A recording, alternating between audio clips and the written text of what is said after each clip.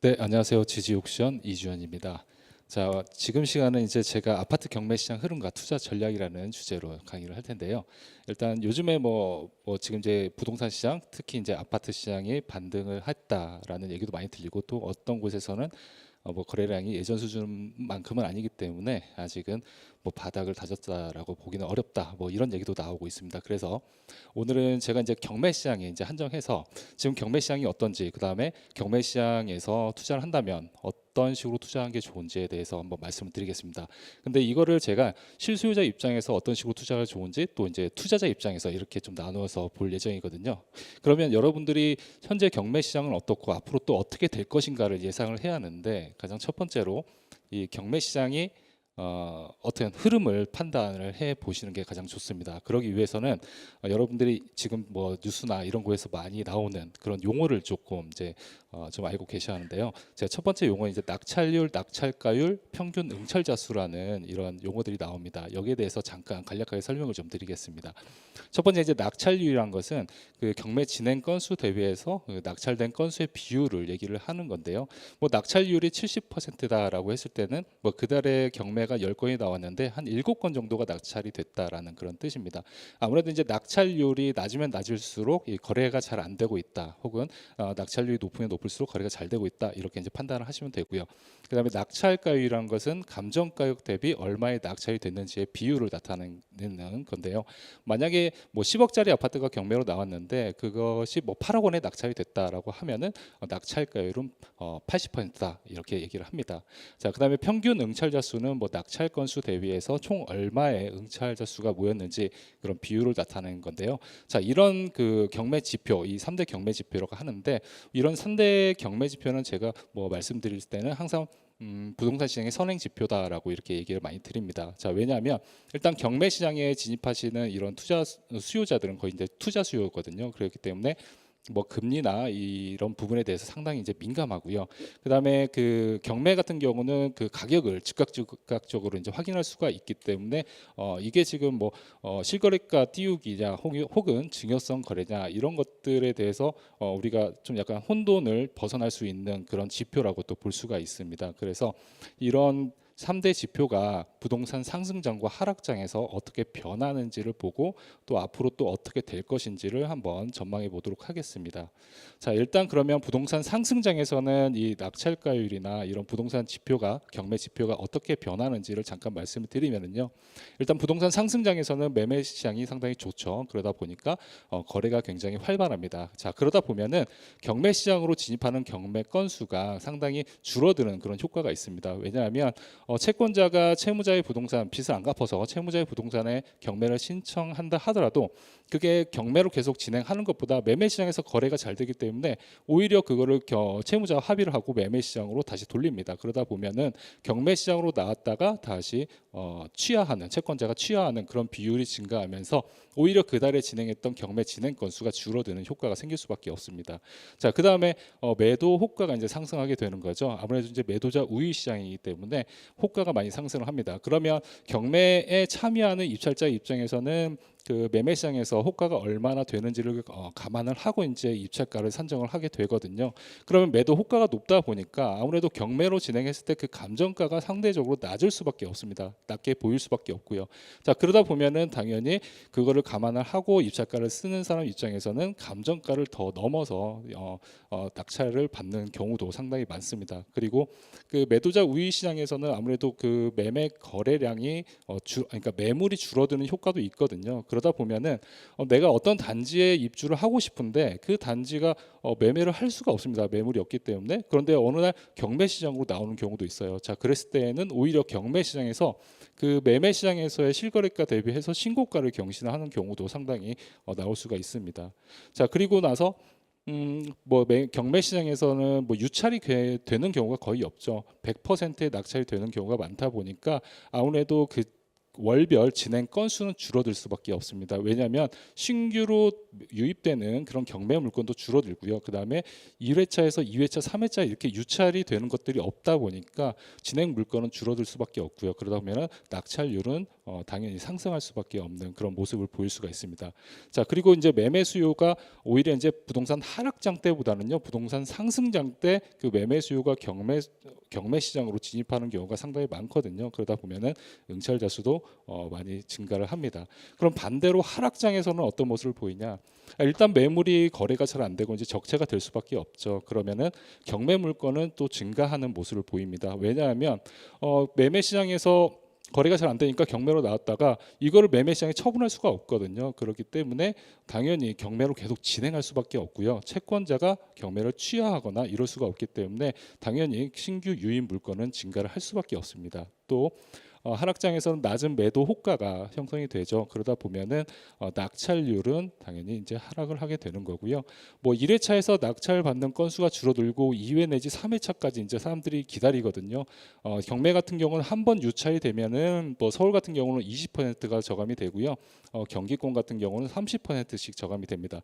그러다 보니까 이제 그 감정 평가 금액이 오히려 높게 인식되다 보니까 사람들이 2회 내지 3회 유찰될 때까지 기다리거든요. 그러다 보면은 월별로 진행하는 진행 건수가 계속 누적이 될 수밖에 없고요. 그다음에 취하율이 감소를 하면서 신규 유입되는 그런 경매 물건도 많아질 수밖에 없습니다. 그러면 월별로 진행하는 건수가 쌓이게 되는 거죠. 그렇다 보면은 낙찰률은 하락을 하는 그런 모습을 볼 수가 있고요. 그다음에 하락장에서는 매수 심리가 상당히 위축이 되기 때문에 응찰자 수도 감소를 하게 됩니다. 자, 이렇게 이제 이런 경매 지표가 뭐 동반해서 상승하거나 그런 모습보다는 각각의 지표별로 올라갔다 내려갔다 이런 모습을 볼 수가 있는데 전체 시장에서 놓고 보면은 지금이 부동산 시장이 어떤 뭐 선행지수라고 했으니까요. 이게 좀 좋아질 것이다, 나빠질 것이다라는 것을 좀 예측을 해볼 수가 있습니다. 자, 그러면은 제가 10년간의 어떤 부동산 지표의 흐름을 한번 뽑아봤는데요. 2013년도부터 2023년까지 부동산 뭐 하락장과 상승장에 따른 부동산 경매 지표가 어떻게 변하는지 한번 모습을 보여드리기 위해서 한번 가져와 봤습니다. 자, 일단은 2013년부터 2016년도까지 한번 같이 보시면은요. 이때는 박근혜 정부 시절이었죠. 아무래도 부동산이 이제 침체기에 있었기 때문에 부동산을 활성화하기 위해서 첫 번째로 이 대출 규제를 상당히 완화를 했습니다. LTV를 50%, 70%로 완화를 했고요. DTI도 뭐 60%로 완화를 했습니다. 그리고 다주택자 양도세, 중과세 폐지 등 여러 가지 세금적으로 완화를 많이 했죠. 자, 이렇게 규제를 완화를 하게 되면 당연히 매매 시장에서는 거래량이 늘어나면서 가격이 상승할 수밖에 없거든요. 자, 그러면은 표에서 보듯이 2013년부터 2016년까지 이 경매 진행 건수를 보면은요. 앞자리 수만 봐도 4만 건, 3만 건, 2만 건, 만 건대로 이렇게 줄어드는 모습을 볼 수가 있습니다. 그만큼 매매 시장이 좋아졌다라는 얘기고요. 이렇게 진행 건수가 줄어들다 보면은 당연히 이제 낙찰률은 또 올라갈 수밖에 없겠죠. 그래서 40%에서 50%까지도 올라가는 모습을 볼 수가 있고, 그다음에 그 매매 시장에서도 매도 호가가 올라가다 보니까 낙찰가율도 덩달아서 같이 올라가는 모습을 볼 수가 있습니다. 80%에서 90%까지 이렇게 상승을 했죠. 자, 이렇게 상승을 하는 게 어느 정도 선에서 좀 멈추는 게 좋았는데 2017년도까지 그 현상이 계속 이어졌습니다. 진행 건수는 계속 줄어들었고요. 그다음에 낙찰가율도 마찬가지로 90%대를 계속 유지를 했죠. 자, 이렇게 이제 가격이 상승하다 보니까 2017년도에 문재인 정부가 들어서 규제를 강화하기 시작을 했죠. 자, 첫 번째로 바로 이제 대출 규제를 하게 됩니다. 자, LTV 40%, DTI 40%로 묶고요. 그다음에 15억 원을 초과하는 주택에 대해서 대출을 아예 금지시켜 버립니다. 그다음에 2년 미만 양도세를 강화하고요. 그다음에 취득세도 중과를 하게 되죠. 자, 이렇게 이제 규제 강화를 하게 되면은 당연히 그 매매 시장에서 거래량은 줄어들 수밖에 없고요. 가격은 하락을 할 수밖에 없습니다. 자, 마찬가지로 경매 시장에서도 그런 모습을 볼 수가 있었는데요. 2017년 이후에 2018년, 2019년까지 다시 2만 건대, 3만 건대로 증가하는 모습을 볼 수가 있고요. 그다음에 낙찰률도 덩달아서 40% 중반대에서 다시 30%까지 하락을 하게 됩니다. 낙찰가율도 마찬가지로 90%에서 85%까지 하락하는 모습을 볼 수가 있었죠. 자, 그런데 이렇게 규제 강화를 하면 이게 계속적으로 하락하는 게 맞는데요. 어찌된 일인지 2019년 이후에 2020년, 2021년을 보면은요, 낙찰가율이 다시 상승하는 모습을 볼 수가 있습니다. 낙찰가율이 2020년도에는 연도별이죠. 이 연도별 평균 낙찰가율이 93%까지 올라갔고요. 2021년도에는 103.7%까지 올라갔습니다. 자, 이렇게 규제를 강화했는데 갑자기 2020년도부터 낙찰가율이나 이런 경매 지표가 상승한 이유를 뽑자면 뭐 여러 가지 이유가 있을 수 있습니다. 근데 대표적으로 2020년 7월 달에 임대차 3법이 도입이 됐죠. 바로 계약갱신 요구권과 전월세 상한제가 통과가 됐습니다. 이 계약갱신 요구권이 도입이 되면서부터 아무래도 전세 수요는 계속 어떤 특정 지역에 전세 수요는 쌓이게 되는데 공급이 부족한 그런 현상이 생기면서부터 전세가가 많이 올라가게 되죠. 전세가가 올라가다 보니까 당연히 매매 가격도 따라서 올라가는 그런 모습을 볼 수가 있었고요. 그다음에 2020년 5월부터 2021년 7월까지는 기준금리가 0.5%였습니다. 상당히 저금리 상황이었죠. 자, 그 다음에 우리가 2019년 말부터 터지기 시작해서 2020년도부터 본격적으로 퍼진 이 코로나 때문에 상당히 많은 돈을 풀었습니다. 자, 이런 세 가지 요건들이 복합적으로 작용하면서부터 매매 가격이 상당히 상승했던 모습을 볼 수가 있는데요. 자, 그런데 이것들이 2021년 말부터 기준금리가 올라가면서 이 경매 지표가 다시 줄어드는 모습을 볼 수가 있습니다. 그런데 이게 급격히 올라갔던 게 떨어지는 건 당연한데 너무 급격하게 떨어지다 보니까 이제 윤석열 정부 2022년부터는 규제를 완화하기 시작을 하는 거죠. 그래서 대출 규제나 뭐 이런 것도 이제 완화하고 있고요. 물론 이제 부동산에 대한 뭐 경착륙을 막고 연착륙을 하자는 게 지금 정부의 생각이고요. 그러다 보면은 2022년도에 보면은요, 이게 16,500건이었는데 낙찰가율은 살짝 떨어지기 시작합니다. 그때부터 89.3%였고 2023년 1월부터 6월까지를 보면은 지금 6월까지는 12,000건입니다. 그 경매 진행 건수가 낙찰가율도 75.8%를 기록을 했고요. 자, 그러면 이게 지금 낙찰가율이 지금 반등하고 있는 모습은 보이지는 않고요. 그다음에 경매 물건도 계속 증가하는 모습을 볼 수가 있는데 지금 2022년도 1월부터 6월까지가 한 7,500건 정도가 경매로 진행을 했거든요. 근데 제가 2023년 1월부터 6월까지의 그 경매 진행 건수를 뽑아 보니까 12,000건이었습니다. 그러면은 전년 동기 대비해서는 한 60%가 지금 증가를 하고 있다라고 그런 상황입니다. 자, 그리고 이 경매 시장에서 이 낙찰가율은 기준금리하고도 상당히 그 밀접한 연관이 있는데요. 사실 부동산 시장이 기준금리와 영향이 없다라고 주장을 하시는 분도 있는데 그건 이제 박근혜 정부 시절에 아무래도 부동산이 침체기였지만 기준금리를 하락하던 그런 시기였거든요. 그렇기 때문에 기준금리하고 어떤 부동산 시장하고는 별 관계가 없다라고 하지만 사실 경매 시장에서 낙찰가율과는 아주 밀접한 관련이 있는 것을 볼 수가 있습니다. 특히 이 시절에는 기준금리가 하락하면서 박근혜 정부 시절이었죠. 기준금리 하락하면서 낙찰가율이 조금 올라가는 모습을 볼 수가 있었고요. 특히 이제 2020년 5월부터 2021년 7월까지는 기준금리가 0.5%대 낙찰가율이 상당히 많이 올라갔죠. 자, 그러면은 우리가 여기서 생각해야 할 게 과연 2023년 6월 이후에 이 낙찰가율이 어떻게 될 것인가? 낙찰가율이 올라갈 것인가 내려갈 것인가? 기준금리는 지금 떨어지지 않고 있는 상황이죠. 따라서 이거 어떻게 될 것인가에 따라서 우리가 어떤 식으로 접근을 해야 할 것인가를 예상을 할 수 있겠습니다. 자, 그러면 우리가 2021년 후에 이 부동산 상승장이었죠. 가장 상승장 때는 어떤 모습을 보였는지 구체적으로 한번 살펴보도록 하겠습니다. 자, 첫 번째는요. 2021년 6월 달에 서울 아파트 낙찰가율이 119%를 기록을 했습니다. 자, 그때 당시에는 경매로 나온 아파트 중에서 뭐 45건 중에 한 건을 제외하고 모두가 100% 이상의 낙찰을 받았거든요. 그만큼 매매 시장이 그만큼 활성화됐고 가장 핫했다라고 볼 수가 있습니다. 자, 그런데 6월 달에는 그 다주택자 양도세 중과가 시행이 됩니다. 물론 이제 2020년 710 대책이 그때 이제 시행이 되기 시작하는데 특히 이제 1년 미만 단기 양도세율 같은 경우는 70%로 중과를 하고요. 그다음에 2년 미만 단기 양도세율도 60%로 올립니다. 자, 그다음에 그다음에 규제 지역 내 다주택자가 주택을 양도할 때에는 2주택자는 20% 포인트를 더 중과를 하고요. 3주택자는 30% 포인트를 더 중과를 했습니다. 자, 그리고 이렇게 이제 여기서 중요한 게 이렇게 양도세율을 강화를 하니까 그때 시장에서 그 사람들이 어떤 반응을 보였을까요? 내가 양도세 중과를 하니까 매매 시장에 빨리 풀었을까요? 그러지 않았다는 거죠. 오히려 매물이 줄어드는 효과가 생겨버렸습니다. 차라리 내 자식한테 증여를 하는 게 낫겠다라고 사람들이 판단을 한 거죠. 그러면서 매물이 줄어드는 효과가 생겼고, 그다음에 2021년 7월부터는 그 규제 지역 내 6억 초과 주택에 대해서는 DSR이 40%로 적용을 합니다. 자, DSR이라는 것은 총 부채 원리금 상환 비율을 얘기를 하는 건데요. 내가 6억 초과하는 주택을 구입할 때는 주택 원금과 이자가 내 총 수입의 40%를 넘어서는 안 된다는 뜻이죠. 자, 그러면은 이때 일단 매매 시장에서 매물이 상당히 줄어들었고요. 그 다음에 수요자들이 내 대출을 받아서 구입하려고 해도 그때 당시에 서울 아파트가 뭐 6억 원이 안 되는 아파트는 거의 없었거든요. 그러다 보니까 대출 규제로 구입도 못하고 매물이 없어지는, 시장에서 없어지는 그런 현상들이 발생을 했죠. 그러다 보니까 사람들이 일단 경기 인천 쪽으로도 많이 수요층이 이동을 했고요. 특히 이제 서울 같은 경우는 빌라와 오피스텔 쪽으로도 많이 이동을 했습니다. 자, 그러다 보니까 그 2021년도 8월 달에는요.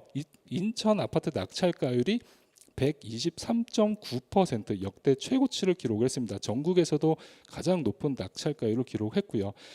그리고 9월 달에는 서울 빌라 낙찰가율이 97.9%로 역대 최고 상승률을 기록을 했습니다. 뭐 전달 대비해서는 13.7% 포인트가 상승을 했습니다. 낙찰률은 뭐 30에서 40%대를 기록을 했고요. 자, 근데 여기서 문제가 물론 빌라 얘기를 안 할 수가 없습니다. 지금 서울 빌라 시장에서 지금 낙찰률이 지금 8%대거든요. 즉 100건이 경매로 나오면 한 8건 정도만 경매 시장에서 낙찰이 되고 있는 상황입니다. 자, 이유는 뭐냐면 2021년도에 이렇게 아파트 값이 상승하면서 아파트 수요자들이 빌라 시장으로 또 유입을 하면서 빌라 가격도 많이 상승을 했죠. 그러면서 전세 가격도 많이 또 올라갔습니다. 그러다 보니까 빌라 가격 전세가율이 보통 90%에서 100%까지 올라갔거든요. 예를 들어서 빌라 가격이 2억인데 전세가격도 2억 정도를 받았다는 얘기입니다. 자, 그런데 2021년도 지금 2022년도 2023년도 이렇게 오면서 아파트 가격이 하락을 하면서 오히려 빌라 시장에 있는 빌라 가격들이 더 큰 폭으로 하락을 했습니다. 그러다 보니까 2021년도에 계약을 했던 전세 계약자들이 2023년도에 전세 계약이 만료가 되는데 빌라 가격이 하락을 하다 보니까 그 전세금을 돌려받지 못하고 있는 상황입니다. 즉 내가 전세 계약은 2억 원을 했는데 지금 빌라 가격은 1억 5천만 원까지 떨어졌다는 얘기죠. 그러면은 집주인들이 그 나머지 2억 원을 돌려줄 방법이 없다 보니까 결국은 세입자들이 이제 경매를 신청하고 있는 상황이고요. 그러다 보니까 서울 내에서는 지금 빌라가 경매 신청 건수가 상당히 많습니다. 그런데 문제는 전세가율이 80%, 90%뭐 이렇게 되려면은 그 세입자들이 거의 선순위거든요. 선순위여야만이 그렇게 전세가를 받을 수가 있고요. 근데 그 세입자들이 경매를 신청했을 때 누군가가 낙찰을 받으면은 뭐 1억 5천만 원의 낙찰을 받으면 세입자가 받지 못하는 5천만 원, 보증금 2억 원 중에서 받지 못하는 5천만 원을 또 낙찰자가 돌려줘야 하거든요.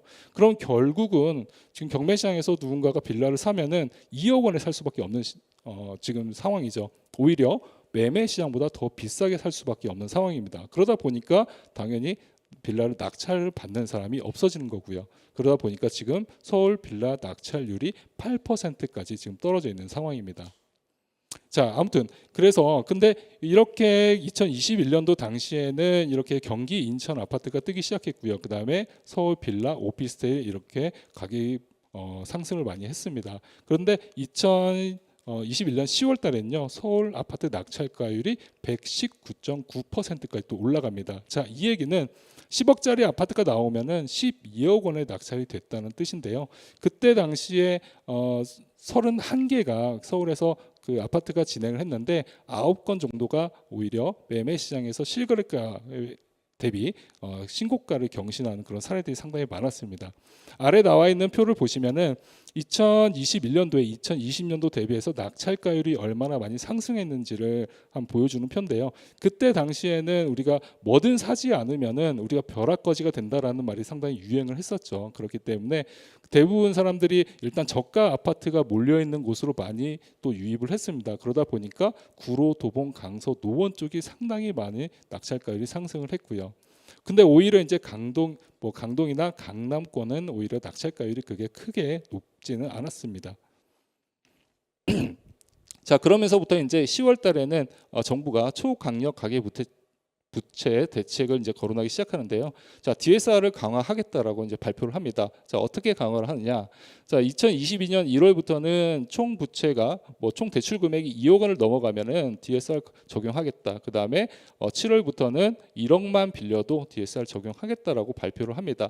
자, 이렇게 이제 대출 규제를 한다고 하니까 이제 사람들이 일단 매수 심리가 위축이 되기 시작하죠. 그래서 12월 달에는 서울 아파트 낙찰가율이요 103%로 다시 떨어집니다. 그러니까 120%에서 103%로 떨어졌다는 얘기죠. 상당히 많이 떨어진 겁니다. 그리고 2022년도 1월에 들어서는 DSR 강화가 적용이 됐고요. 그다음에 기준금리가 또 인상을 하면서 2022년도 초에 2월달, 3월달에는 서울 아파트 낙찰가율이 90%대로 진입을 하게 됩니다. 자, 물론 이제 이렇게 떨어지다가 윤석열 정부 들어서면서부터 약간 반등을 하기 시작했습니다. 왜냐하면 지난 정부가 워낙 공급에 대한 규제를 하다 보니까 윤석열 정부가 250만 원을 공급을 하겠다. 그다음에 재건축으로 30만 원을 공급을 하겠다라고 공약을 했었죠. 그러다 보니까 일단 재건축 시장이 많이 활발할 것이라는 사람들이 예상으로 일단 재건축 시장으로 많이 또 수요자들이 몰려들었습니다. 그러다 보니까 4월 달에는 서울 아파트 낙찰가율이 105%로 살짝 반등을 했는데요. 7월 들어서부터 DSR 강화가 적용되고 또 기준금리가 빅스텝 단행하면서 9월 달에 서울 아파트 낙찰가율이 80%로 빠지기 시작했습니다. 그리고 10월 달에 또 빅스텝을 단행하면서 12월 달에는요 70%로 진입을 했고요. 지금 이제 물론 이제 서울, 강남, 서초, 송파, 용산을 제외한 나머지 규제 지역이 다 이제 해제가 됐고요. 2월 달에 이제 특례 보금자리론이 출시가 됐지만 지금 서울 아파트 낙찰가율은 70%대를 유지를 하고 있고요. 전국적으로도 지금 70%대를 유지를 하고 있습니다. 자, 근데 이제 서울 같은 경우는 살짝 이제 다른데요. 서울이 계속 70%대를 유지하다가 올해 5월 달에 81.1%를 기록했고요. 6월 달에는 80.9%를 한번 또 기록을 했거든요. 그러면 이게 계속 70%대를 유지하다가 80%대를 기록하는 게 이게 지금 시장에 반등한 것이냐? 라고 이제 사람들이 또 많이 생각을 합니다. 근데 제가 분석을 해봤을 때는 서울 아파트가 지금 80%대를 넘어선 거는 강남권과 비강남권을 조금 비교해서 봐야 하는 거거든요. 강남권 아파트 같은 경우는 지금 평균적으로 그 강남 상구망을 봤을 때는 80%대 후반대를 지금 한 88%대를 기록하고 있고요. 비강남권 같은 경우는 70%대를 그대로 유지를 하고 있습니다.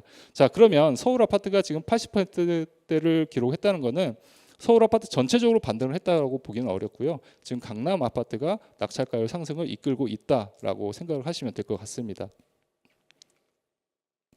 자, 근데 이제 우리가 강남 아파트권을 조금 특징을 좀 살펴보면은 왜 그러면은 강남권 아파트는 이렇게 낙찰가율이 높은지를 볼 수가 있는데요. 일단 강남 아파트 물건들은 보통 그 경매로 나오는 것들이 주택담보대출을 갚지 못해서 나오는 것보다는 어떤 내수 경기에 상당히 많은 영향을 끼칩니다. 그러니까 사업이 잘 되지 않아서 그것들이 이제 주택으로 채권이 옮겨 붙으면서 경매로 나오는 경우가 상당히 많고요.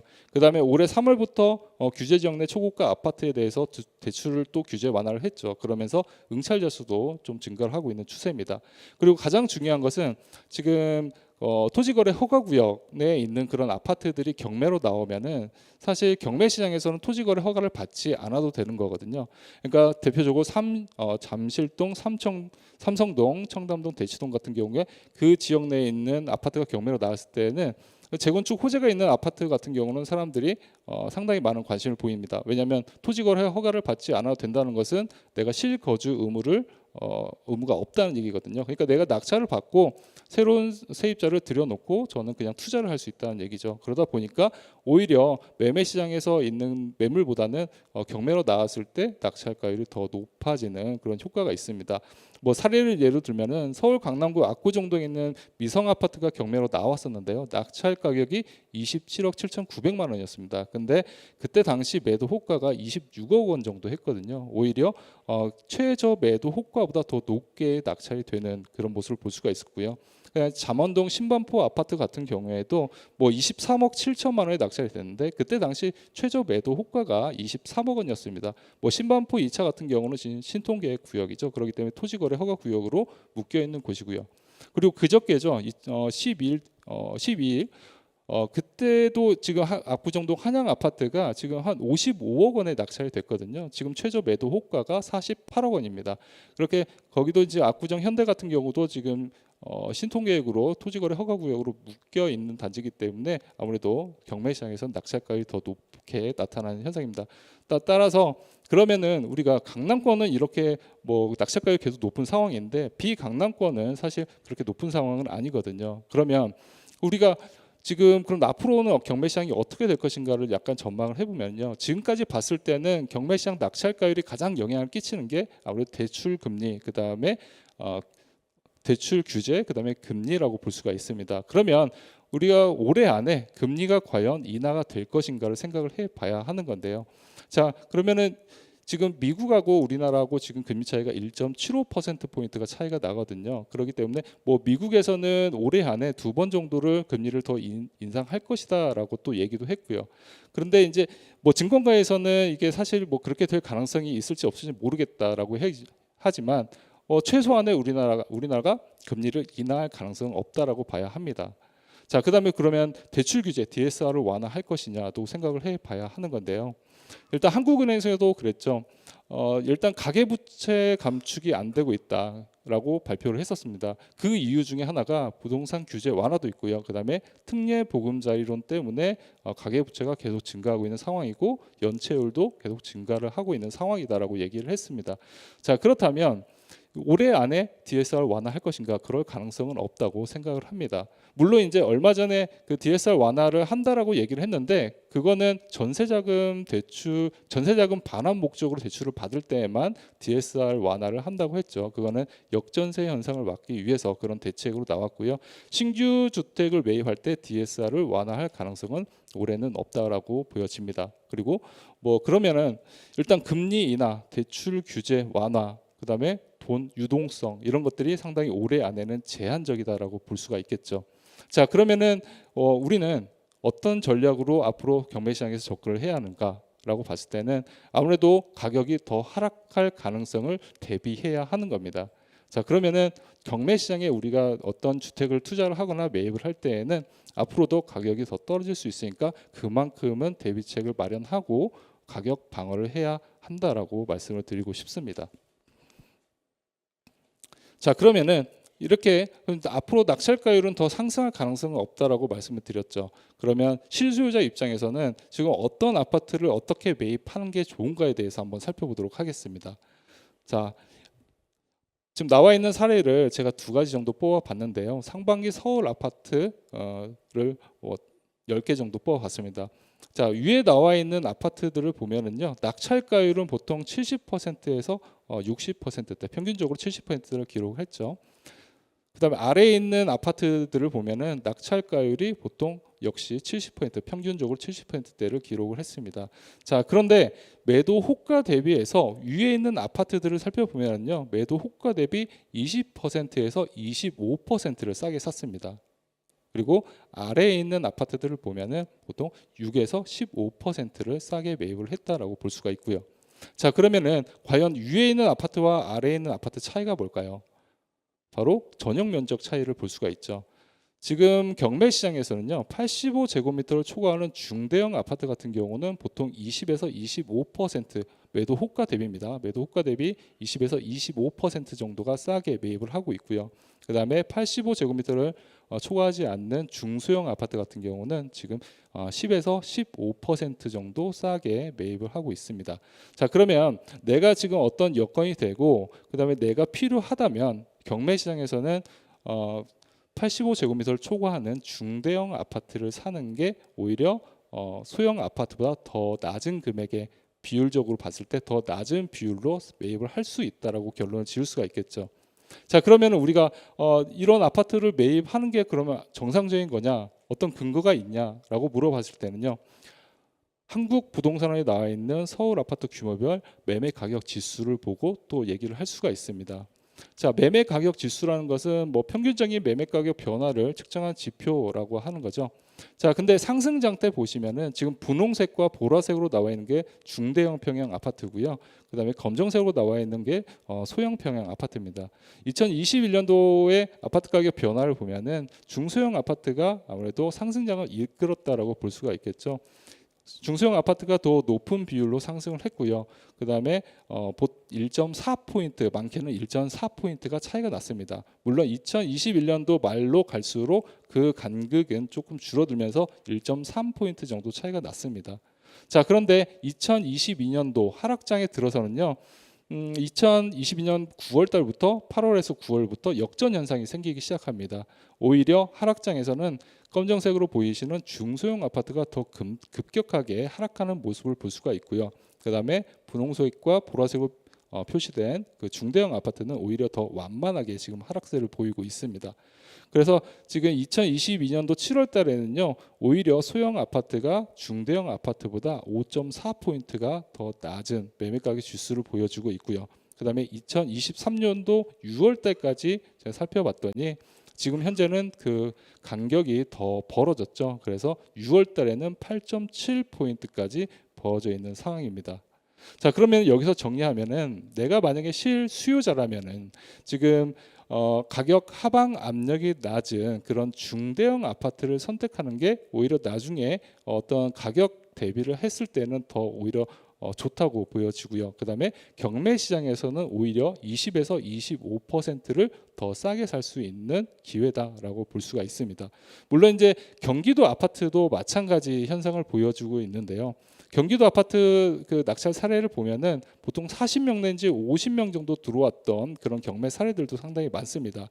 근데 위에 있는 50명, 40명 이런 들어왔던 사례들을 보면은 보통 대형 평수일수록 매도 호가 대비 차익이 더 큰 현상을 볼 수가 있고요. 오히려 중소형 평형은 차익이 별로 크지 않은 모습을 볼 수가 있습니다. 이제 인천 아파트도 제가 한번 분석을 해봤지만 인천 아파트 같은 경우는 지금 중저가 그런 2억 원 이하, 3억 원 이하 이런 저가 아파트에 대해서만 사람들이 좀 몰리고요. 워낙 공급량도 더 많아질 수가 있기 때문에 지금 사람들이 매수세는 그렇게 많이 붙지 않고 있는 상황입니다.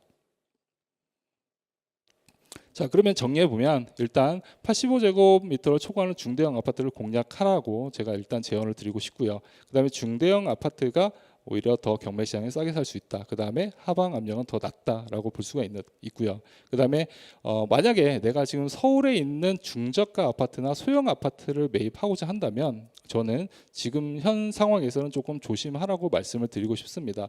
자, 왜냐하면 지금 특례 보금자 이론이 출시가 돼서 지금 시행을 하고 있는데 이게 언제까지냐면 올해 말까지거든요. 예산은 한 40조 원 중에서 지금 80%가 소진된 상태이고요. 그러면 지금 20% 남아 있는데 올해 말까지 20% 특례 보금자를 이용하려는 수요가 분명히 뭐 매수세로 진입할 가능성이 큽니다. 그러다 보면은 오히려 경매 시장에서는 실제 가치보다 더 높게 낙찰이 되는 현상도 일어날 것으로 제가 예상을 하고 있고요. 오히려 오버슈팅이 나올 수 있다는 얘기죠. 그래서 만약에 중소형 아파트를 노린다면 매도 호가 대비 10% 정도 차익을 두고 보수적으로 접근을 하시는 게 가장 좋을 것으로 예상이 됩니다. 자, 지금까지는 이제 실수요자가 어떤 지금 현재 경매 시장에서 진입을 한다면 어떤 식으로 진입을 하는 게 좋은지에 대해서 살펴봤고요. 만약에 내가 실수요자가 아닌 투자자 입장이다라고 했을 때에는 이렇게 말씀을 드리고 싶습니다. 자, 실수요자와 경쟁하지 마라. 라고 얘기를 하고 있습니다. 지금은 뭐 아파트 시장이 약간 실수요자 위주로 이제 개편이 된 상태였고요. 그래서 내가 투자자라면 오히려 실수요자가 들어오지 못하는 그런 물건들을 더 노려라라고 제안을 드리겠습니다. 자, 첫 번째는요. 선순위 임차인과 선순위 전세권이 있는 그런 경매 물건을 한번 살펴보라고 말씀을 드립니다. 자, 일단 선순위 임차인이란 것은 대항력이 있는 임차인을 얘기를 하는 건데요. 뭐 전입신고 일자가 말소 기준 권리보다 더 빠른 임차인들을 얘기하는 거죠. 만약에 그런 것들을 낙찰을 받으면 그 세입자가 받지 못하는 보증금을 낙찰자가 인수를 해야 합니다. 따라서 상당히 리스크가 있는 경매 물건이다라고 볼 수가 있지만 그런 것들을 오히려 더 살펴보기를 바라겠습니다. 자, 이유는 뒤에서 말씀을 드리겠고요. 그 다음에 선순위 전세권도 마찬가지입니다. 전세권이 등기부 등본상으로 가장 먼저 설정이 돼 있으면요, 전세권자가 경매를 신청하거나 배당 요구를 하지 않은 사람이라면 오히려 낙찰자가 그 전세 보증금을 다 돌려줘야 하는 거거든요. 그래서 추가적으로 더 우리가 추가 금액이 더 들어갈 수 있는데 여기서 우리는 사람들이 오히려 들어오지 못하는 그런 경매 물건이라고 볼 수가 있습니다. 왜냐하면 만약에 선순위 임차인이나 선순위 전세권자가 경매 절차에서 배당 요구를 했다라고 하는 것은 저는 이제 배당 요구하지 않은 사건을 보라고 말씀을 드리는데요. 왜냐하면 만약에 선순위 전세권자나 그 선순위 대항력 임차인이 배당 요구를 했다면 그거는 임대차 계약을 해지하겠다는 뜻이거든요. 그럼 그 사람들은 그 경매 절차에서 배당을 받을 수는 있지만 지금 배당 요구를 하지 않은 임차인들은 내가 앞으로 더 살겠다는 뜻입니다. 따라서 저는 만약에 선순위 임차인이 있거나 선순위 전세권자가 있는 경매 물건 중에서도 임차인들이 배당 요구하지 않은 그런 물건을 보라고 말씀을 드리고 싶습니다. 자, 이유는요, 만약에 여러분들이 지금 가격이 상승장이다라고 생각을 했을 때, 내가 전세권자라고 생각을 할게요. 내가 임차인이다 생각했을 때 지금 가격이 상승하고 있습니다. 근데 내가 살고 있는 그런 아파트가 경매로 넘어갔을 때 여러분이라면 지금 내가 배당 요구를 할까요, 안 할까요? 배당 요구를 한다는 것은 전세금을 돌려받고 다른 데로 이사를 가겠다는 뜻이고요. 배당 요구를 안 한다는 것은 내가 앞으로 더 계속 살겠다라는 그런 뜻입니다. 그런데 상승장에서는요, 세입자들이 대부분 배당 요구를 안 하는 경우가 많습니다. 왜냐하면 경매 절차에서 내가 배당을 받으면 다른 데로 또 이사를 가야 하거든요. 근데 다른 데 전셋집을 알아봤더니 전세금이 이미 더 올라버려 있는 거거든요. 그렇기 때문에 배당 요구를 안 하고 그냥 더 살겠다라고 하는 임차인들 많고요. 근데 반대로 이제 하락장에서는 다른 데 전세 가격이 더 떨어져 있다 보니까 세입자들이 오히려 배당 요구를 하는 임차인들이 많습니다.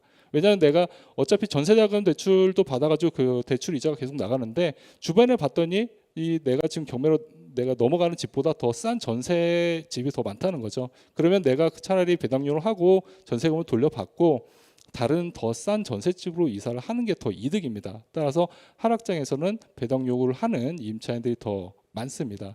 자, 그런데 만약에 여러분들이 경매 물건을 살펴보고 있는데 지금은 이제 하락장이죠. 하락장인데 그 선순위 대항력 있는 임차인이 오히려 배당 요구를 안 했다라는 것은 아주 오래전에 임대차 계약을 체결한 임차인이거나 아니면은 그 주변에 전세 가격이 유지되고 있는 단지이다라고 생각을 하시면 될 것 같습니다. 그 사례를 한번 살펴보도록 하겠습니다. 자, 경기 수원시 영통구 영통동에 있는 그런 아파트가 경매로 한번 나왔었는데요. 감정 가격은 7억 6천만 원이었고 최저 가격은 1억 8천만 원이었습니다. 평형대는 48평형대 아파트였고요. 입지는 뭐 나쁘지 않은 그런 입지였습니다. 자, 근데 이제 그 말소 기준 일단 뭐 권리 분석을 좀 해보면 등기부 등본상 나와 있는 권리를 보면은 2018년도 11월 19일 날 근저당권이 가장 먼저 설정이 돼 있거든요. 근데 세입자가 있었습니다. 세입자의 전입 일자를 보니까 2016년도였죠. 그러면 일단 이 세입자는 말소 기준 권리보다 더 빨리 전입을 한 임차인입니다. 물론 여기에서 이 사건에서는 조사가 그 보증금이 얼마인지 조사는 안 돼 있었지만 과거에 경매로 진행했다가 취하된 전력이 있거든요. 그 사건 내역을 살펴봤더니 이 임차인이 보증금이 3억 9천만 원에 거주를 하고 있는 것으로 조사가 됐습니다. 자, 그러면은 우리가 이것들을 낙찰을 받으면은 이 세입자는 지금 현재 이 경매 사건에서는 배당 요구를 안 했거든요. 그러면은 낙찰자가 별도로 3억 9천만 원을 돌려줘야 하는 그런 사건이란 뜻입니다. 자, 그런데 결국 이제 낙찰이 됐죠. 3월 3일 날 낙찰이 됐는데 낙찰 가격은 2억 2천만 원이었습니다. 자, 그러면 과연 이 사람이 얼마의 총 매입 비용은 어떻게 되는지 한번 따져볼게요. 물론 이런 것들은 그 세입자가 배당 요구 안 해서 임대인의 지위, 낙찰자가 그대로 지위를 승계를 해야 하거든요. 그렇기 때문에 거주를 할 수가 없습니다. 그렇기 때문에 실수요자들은 이런 물건으로 들어올 수가 없는 거죠. 그렇기 때문에 경쟁률도 조금 낮았고요. 자, 살펴보면은 낙찰 금액은 2억 2,080만 원이었죠. 근데 인수하는 보증금이 총 3억 9천만 원입니다. 그러면 총 매입 가격을 따져 보면은 6억 1,080만 원 정도가 되는 거죠. 근데 이 아파트 현재 매매 시세가 7억 원입니다. 그리고 전세 가격은 5억 원이고요. 그러면 이 사람이 낙찰받은 금액을 보면은 매도 호가, 최저 매도 호가 대비 12.7%를 싸게 산 거죠. 그러면 이 사람 전략은 뭐냐면 지금 12.7%에 싸게 샀고요. 그다음에 지금 현재 세입자가 있는데 세입자가 전세 기간이 만료가 되면은 3억 9천만 원이었지만 전세 가격은 5억 원을 받을 수 있다는 뜻입니다. 그러면은 내가 매입할 때 들어갔던 현금은 2억 2천만 원이었죠. 근데 새로운 전세를 놓게 5억 원으로 전세를 놓게 되면 오히려 1억 원을 더 회수할 수 있는 그런 기회가 생기는 거죠. 그래서 총 투자 금액은 1억 2천만 원이 되는 겁니다.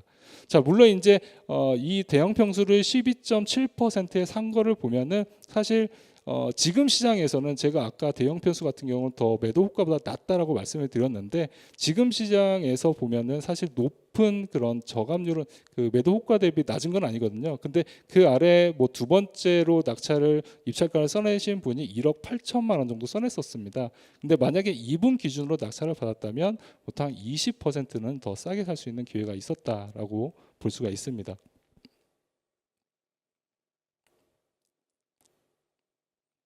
자, 그 다음에 선순위 전세권이나 대항력 있는 임차인이 있는 물건을 봐라라는 게 첫 번째고요. 그 다음에 두 번째는요, 내가 투자자라면 일단 지분 경매를 노려라라고 말씀을 드리고 싶습니다. 자, 이것도 마찬가지로 이제 실수요자분들은 들어올 수 없는 시장이거든요. 자, 지분 경매라는 게 뭐냐면 우리가 보통 아파트를 부부가 이제 공동 명의로 매입하는 경우도 있고요. 보통 형제들이 상속을 받으면서 여러 명 명의로 소유하는 경우가 상당히 많습니다. 자, 예를 들어서 A하고 B하고 공동으로 주택을 매입했다라고 가정을 하면은 보통 2분의 1씩 이렇게 등기를 하거든요. 근데 만약에 제가 B에 대한 채권이 있으면 저는 이 주택을 A에 대한 채권은 없기 때문에 이 주택 전체를 경매를 신청할 수가 없습니다. 따라서 B한테만 채권이 있기 때문에 B 지분에만 경매를 신청할 수가 있거든요. 자, 그러면 B 지분만 경매로 나왔을 때 이것도 마찬가지로 실수요자나 이런 분들은 들어올 수가 없어요. 거주를 할 수 없기 때문에. 그리고 앞으로 또 해결해야 할 문제도 상당히 많기 때문에 일반적인 아파트보다는 낙찰가율이 더 내려갈 수밖에 없습니다. 자, 아래에 있는 표를 보시면은 지분이 아닌 일반적인 아파트 경매 낙찰가율하고 빨간색이 이제 지분 경매 아파트 낙찰가율을 비교를 해봤는데요.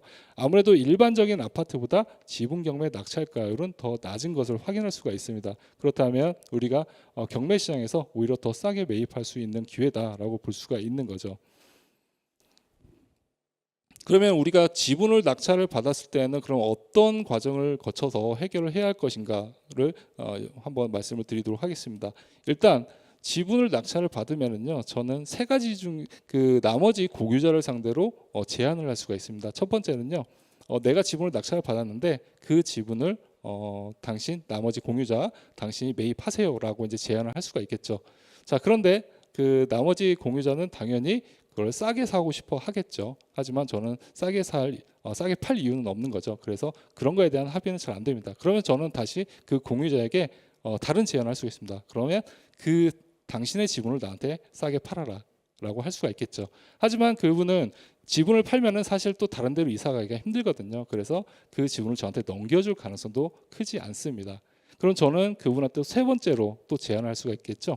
어떤 제안을 하냐면 그러면 너하고 나하고 같이 이걸 매매시장에 같이 팔자. 그리고 나서 그 판 금액을 반절씩 2분의 1씩 나눠 갖자라고 제안을 할 수가 있습니다.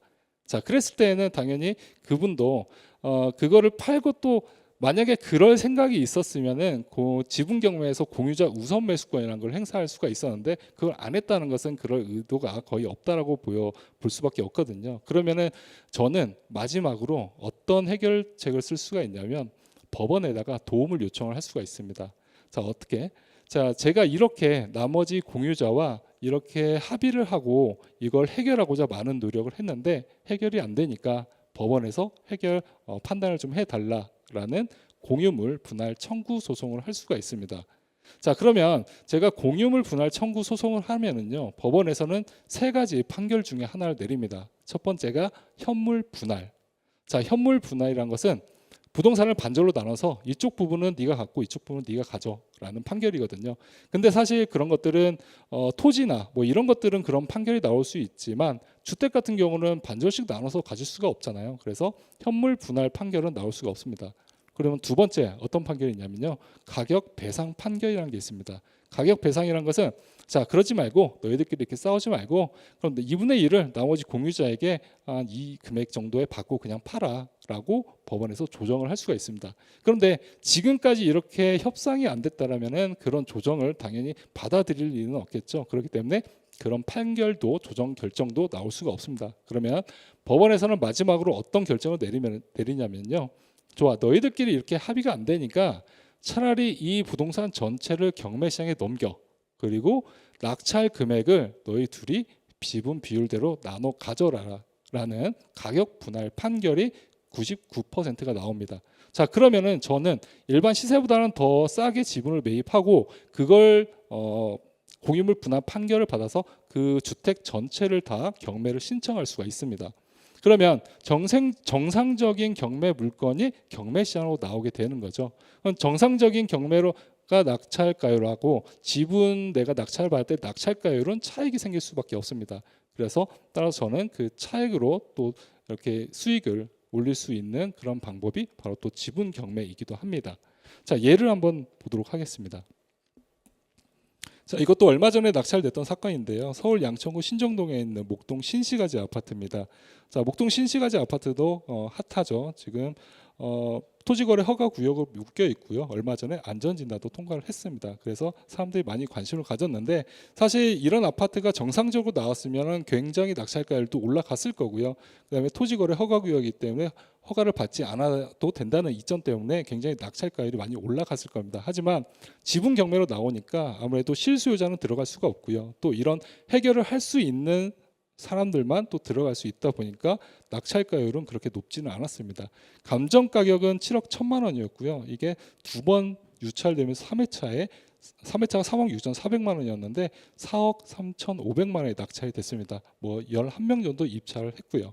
자, 그러면 이분이 과연 얼마 정도에 산 거냐 이런 그런 비율을 한번 따져보면은 일단 감정 가격은 7억 1,100만 원이었고요. 근데 이거를 만약에 낙찰가는 4억 3,500만 원이었습니다. 근데 지금 현재 이때 기준으로 매도 호가는 한 11억 4천만 원 정도 했거든요. 그러면 과연 내가 2분의 1을 만약에 매매 시장에서 매입을 했다라고 봤을 때에는 한 5억 7천만 원 정도의 매입을 할 수밖에 없는 그런 금액이죠. 그러면은 낙찰가 대비해서 지금 현재 나와 있는 추정가 대비하면은 보통 23% 정도 지금 싸게 산 거다라고 볼 수가 있습니다. 자, 그러면 이 사람이 어떤 방법으로 이제 나중에 해결을 할까요? 제가 말씀드렸듯이 여러 가지 협상을 하겠죠. 근데 협상이 안 되면 당연히 이제 공유물 분할 청구 소송을 할 수밖에 없습니다.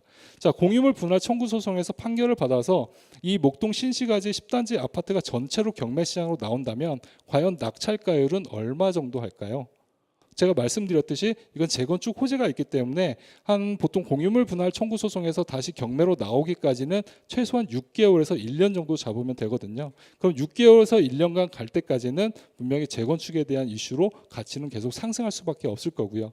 만약에 이 전체가 경매로 나왔다면 토지거래 허가구역이기 때문에 낙찰가율은 더 상대적으로 실거주 의무가 없기 때문에 낙찰가율은 더 상대적으로 높을 수밖에 없습니다. 그러면은 제가 낙찰을 받았던 금액보다 어차피 낙찰된 금액에 대해서 또 2분의 1을 제가 받는 거거든요. 배당을 받는 거거든요. 그러면은 결론적으로는 제가 4억 3,550만 원에 매입을 했지만 배당 받는 금액은 이보다 훨씬 더 많아질 수밖에 없는 그런 사건입니다. 자, 시간이 됐나요 혹시? 네. 네, 일단 끝날게요. 그러면. 네, 그러면 제가 약간 좀 말을 빠르게 했는데요. 일단 여기까지 하고 한번 질문 한번 받아보도록 하겠습니다.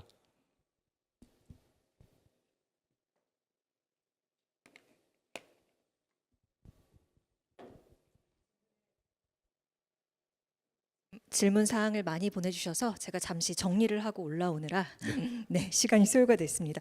일단 한 4가지 정도 네. 추려서 네. 말씀드려보려고 하는데요.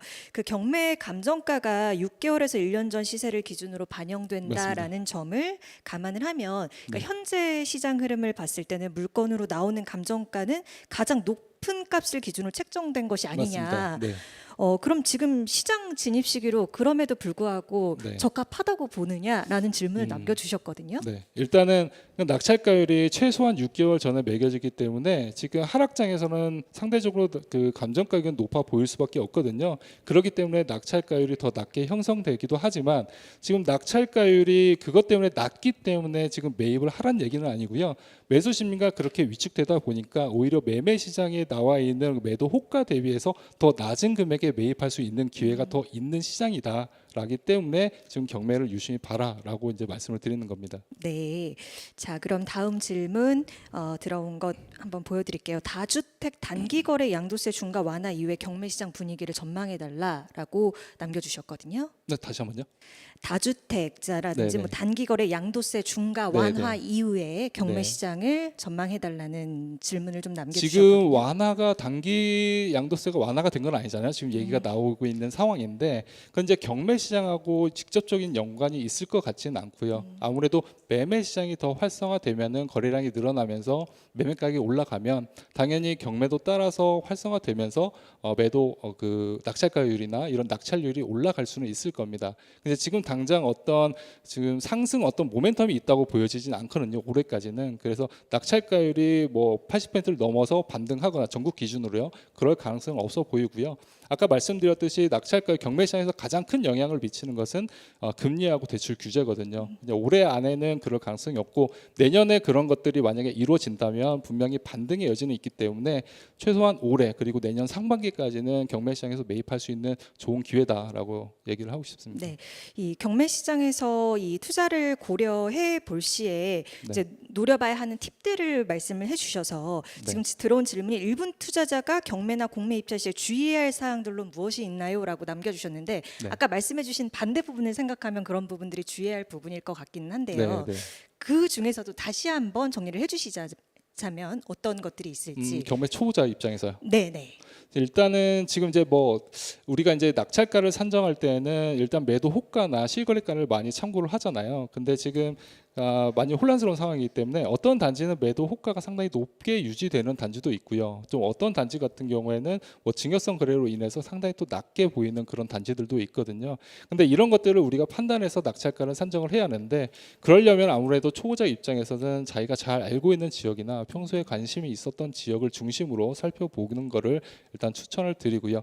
제가 아까 말씀드렸듯이 뭐 중대형 아파트는 지금 현재 20% 정도, 그다음에 중소형은 한 10에서 15% 정도 싸게 살 수 있다고 말씀드렸는데 이런 기준을 제시하는 것 자체가 이렇게 혼란스러운 상황에서는 그 정도 가이드라인을 만들어 놓고 거기서 비교를 해 보라고 제가 말씀을 드리고 싶어서 그런 얘기를 한 겁니다. 네, 오늘 선임연구원님께 뭐 아파트 경매 전략에 대해서는 두루 좀 짚어주셨는데 들어볼 수가 있었는데 이 코멘트도 궁금해하시는 분이 계셨어요. 상가 경매나 빌라 경매에 대해서 네. 간단히 코멘트를 들어볼 수 있냐고 남겨주셨거든요. 일단 빌라 같은 경우는 좀 유의를 하셔야 할 게 물론 가격적인 어떤 아파트 같이 정형화된 그런 가격들을 산출해낼 수가 없기 때문에 굉장히 어떻게 보면 개별성이 강합니다. 그렇기 때문에 빌라 같은 경우는 특히 이제 현장에서 그런 직접적으로 이제 조사를 꾸준히 해봐야 하는 거고요. 특히 이제 그 빌라 같은 경우는 그 위반 건축물이 상대적으로 많이 있습니다. 보통 이제 뭐 위반 건축물로 따지면은 뭐 탑층에 있는 뭐 이제 면적을 불법으로 증축을 했다든지 아니면은 상가로 건축 허가를 받아놓고 불법으로 그런 주택으로 사용한다든지 자 이랬을 때는 나중에 취득세도 이제 상가 취득세가 붙게 되고요. 나중에 원상복구 의무가 생기고 그다음에 이행 강제금이 계속 부과가 되기 때문에 그런 부분들을 현장에 가서 꼭 꼼꼼하게 이렇게 살펴봐야 하는 거고요. 상가 같은 경우는 뭐 상가 건물 임대차 보호법에 나오는 이 사람이 대항력이 있는지 없는지 여부도 중요하지만 일단 상권에 대한 분석이 가장 잘 되어야겠죠. 상권도 마찬가지로 내가 모르는 지역의 상권을 분석한다는 게 쉽지는 않습니다. 그리고 경매로 나오는 것들이 아까 주택 같은 경우는 사실 이제 어떤 채무를 갚지 못해서 거래가 잘 안 돼서 나올 수는 있지만 상가 같은 경우는 진짜 뭐 상권이 너무 안 좋아서 세입자를 구하지 못해서 나오는 경우도 상당히 많거든요. 자, 그런 때는 뭐 나중에 내가 낙찰을 받고 나서 수익률을 상당히 올리기 힘듭니다. 상가 같은 경우는 뭐 수익률로 접근을 해야 하는 시장이기 때문에 그다음에 지금 금리도 높은 상황이고 그래서 약간 좀 신중하게 접근을 하라라고 좀 말씀드리고 싶습니다. 네, 주의해야 할 부분까지 세세히 짚어주셨습니다. 이주연 선임연구원님과 얘기 나눠봤고요. 여기서 인사 나누도록 하겠습니다. 다시 한번 큰 박수 부탁드립니다. 네, 감사합니다.